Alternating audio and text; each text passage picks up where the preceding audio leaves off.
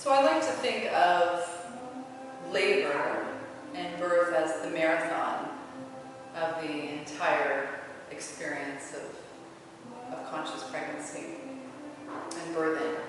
And if you think about it, first-time mothers, the normal labor can last anywhere from 14 to 17 hours. So it's a very normal average length.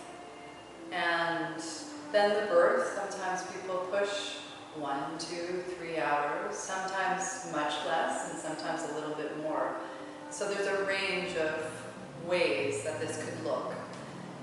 But the reason why I refer to it as a marathon is that you can't arrive at the doors of labor and birth in that portal into motherhood, having never taken care of yourself in the many ways that we talk about.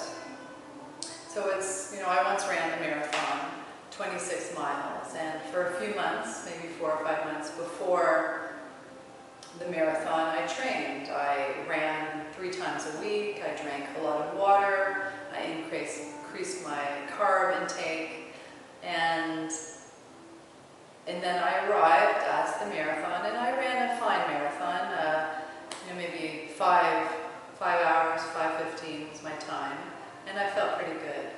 But then also the same marathon, like every marathon, there are average runners like me, and then there were athlete runners who prepared probably 9 months before the event by training, 3, 4, 5 days a week, drinking water, 4 ounces of water around the clock, increasing their carb intake, doing anaerobic exercises, meditating, doing yoga, and they arrive at their marathon and sail through the marathon based on the training that they did.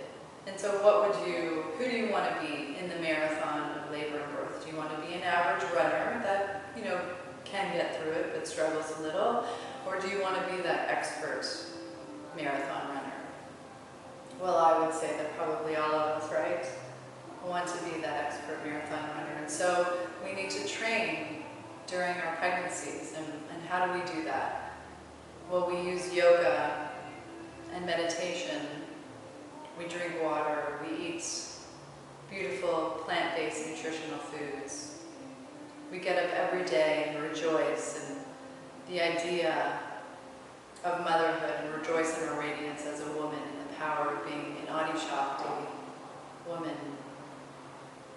And there are many other tools that we talk about in these workshops in order for you to prepare for your marathon of labor and birth, for you to walk through that portal with the strength that you embody as the Adi Shakti, the creative force of the universe, so that you can sail through that. And the end result is you holding that beautiful baby in your arms. And the yoga that we like to do, that I like to do in conscious birthing, is Kundalini Yoga.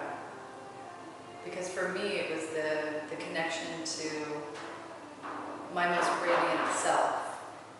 It was the link to get me from maybe finite me to the great vastness of me, and to really experience my joy. It helped raise that energy up. It's a yoga of awareness, and it's a beautiful technology.